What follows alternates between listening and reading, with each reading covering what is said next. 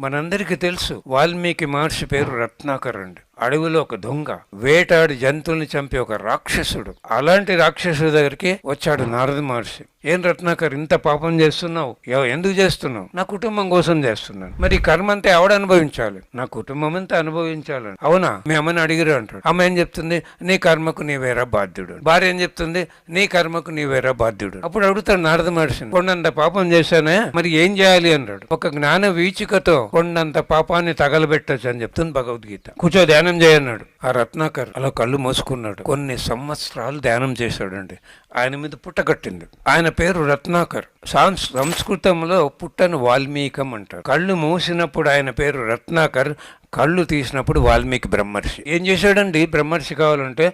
అంత లోపలికి వెళ్ళాడు. దివ్య నేత్రంతో జరగబోయే రామాయణం రాశాడు. ఒక అడవిలో దొంగ, వేటగాడు, ఒక పుస్తకం చదవలే,